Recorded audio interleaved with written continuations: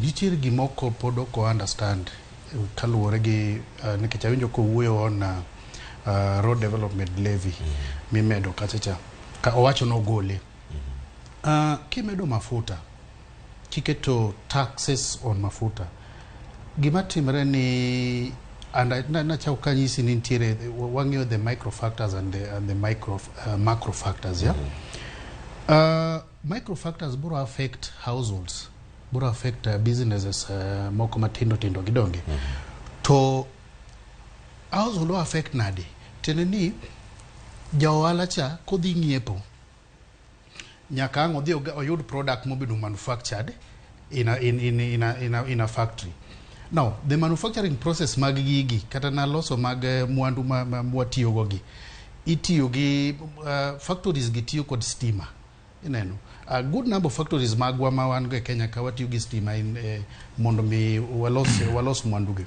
Samo tiyo kod stima gi cost mar loso gigi ineno bedo factored in, and Evans nyisi ni kage timo kor kage ng'iyo kada na issues to do with the production in terms of manufacturing.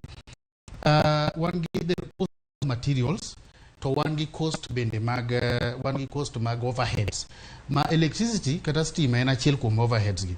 Koro mondo mi ja ohala kata ng'at matimo maloso mwandu ka oyud ohande en be nyaka ng'o factor in pesa mar mafuta mo omede cha.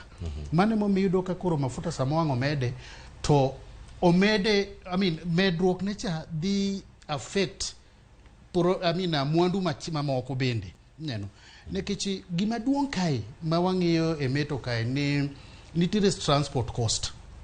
Iwinja transport cost ni mwandu kata ka en raw materials nyaka ng'iting'e kata ka en products moselosi ma koro itero ne customer. There's the process of distribution. Neno koro wang'iyo distribution, wang'iyo logistics and all that, and mage mamiyo price cha dhi medore. Then one get the other factors man wawacho ni the macro factors makoro affect issues kaka inflation. Kama pinywa no wasechopo kama inflation ni malo kabisa. Kendo ni bech gik moko osemedore.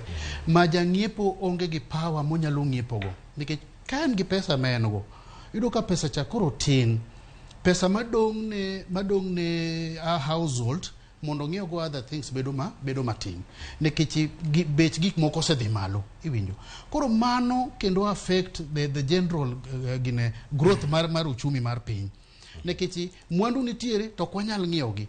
Koro kwa ng'iyo gini biro affect what we call supply to affect demand. To samo affect demand and supply ni it means ni economy ok nyal grow in as much as ni wadwani mondo grow. Koro kaja tend piny wuoyo wuoyo casually e yore mag medo taxes.